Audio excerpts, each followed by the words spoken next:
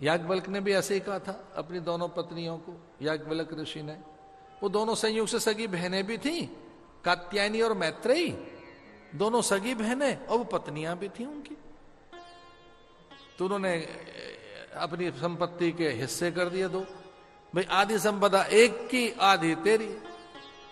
तो दूसरी वाली ने कहा कि ये इतनी संपदा, 10,000 गौएं हैं हमारे यहां, और 10,000 गौओं के एक एक गऊ के पास में, अगर उस समय का मैं कैलकुलेट करूं ठीक ढंग से, और कभी मेरे साथ आप बैठना भी एकांत में, और मैं ठीक कैलकुलेट कर रहा हूं जैसा कि लिखा है, तो एक गऊ के एक सींग में 5 किलो सोना था, 2 सींग में 10 किलो हो गया, और पैरों में भी कुछ था, और रत्न जड़ित थे 10,000 गऊओं के।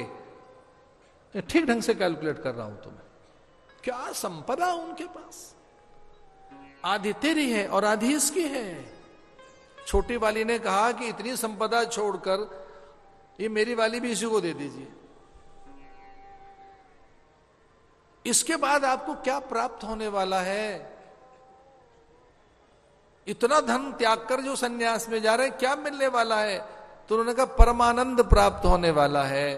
तो उनकी पत्नी ने कहा कि उसके आधे हिस्से हमें दे देना, फिर हमें नहीं चाहिए। दूसरी ने कहा मैं इसलिए रख ले लेती हूं कि मेरे पति का व्रत सिद्ध हो, रुचि तो मेरी भी नहीं है। तू क्या समझती है कि तुझे ही त्याग करना आता है, और तू आधी मुझे दे के निकल जाएगी, तो मैं ये कहलाऊंगी कि मैंने संग्रह किया और मैंने हिस्से रख लिए तेरे। नहीं नहीं, रुचि तो मेरी भी नहीं है। तो मैं अपने पति के व्रत की सिद्धि के लिए इसकी आज्ञा का पालन कर रही हूं, और मैं जानती हूं कि इसे परमानंद की प्राप्ति हुई और इसका सन्यास फलीभूत हो गया तो करोड़ों दीप जल जाएंगे, इसलिए संपदा को स्वीकार करती हूं।